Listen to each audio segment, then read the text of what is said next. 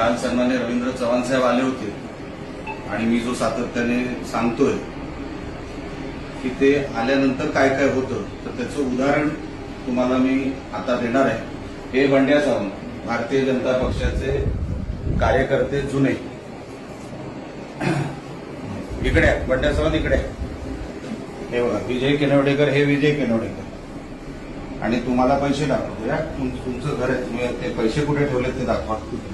हे काय तुम्हाला दाखवतो ना कुठे ते बघा. इकडे आहे, इकडे हे बघा, इकडे हे पैसे. इकडे इकडे शूटिंग इकडे घ्या. हे पैसे हे आता शिडीने 5-10 मिनिटापूर्वी इकडे आलेले आहेत. आणि हे यांचं घर, हे भारतीय जनता पक्षाचे जुने कार्यकर्ते, ते त्यांची निष्ठा भारतीय जनता पक्षावर आहे आणि भारतीय जनता पक्षाची निष्ठा ही त्यांच्यावर आहे. हे तुम्हाला निष्ठेचं स्वरूप तुम्हाला दिसतच आहे. आता या सर, हे सर माझे पैसे आहेत ते माझ्या ह्याच्यातले आहेत. कसले? माझ्या बिल्डिंगच्या बिझनेस मधले आहेत. कुठले दाखव, प्रूव्ह करा. हा, तुम्हाला निवडणूक आयोगाकडे प्रूव्ह करायला लागणार. हो. निवडणूक आयोग अधिकाऱ्याला बोलला आणि पीआयला बोललो. बोलो ना, सगळ्यांना बोललो, पत्रकारांना बोलू.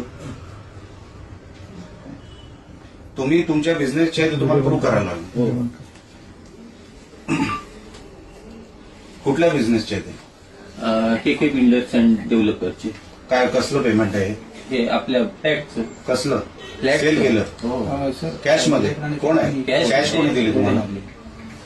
थांबा सर, कोण आहे? राणे साहेब जगताप सर. जगताप साहेब, मी निलेश राणे बोलतोय, आमदार. मी इथे विजय केनवडेकर यांच्या घरी आलोय. त्यांच्या घरी पैसे सापडले तर मी तिकडे आलेलो आहे. पत्रकारांनी बोलवतोय, आपण इकडे यावं, ह्याच्यावर योग्य ती कारवाई आपण करावी.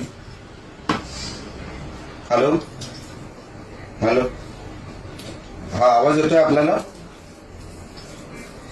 हॅलो हॅलो, आवाज येतोय का आपल्याला?